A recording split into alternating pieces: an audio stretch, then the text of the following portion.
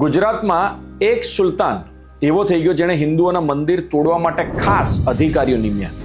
આ સુલતાનનું નામ શું હતું ખબર છે? અહમદ શાહ.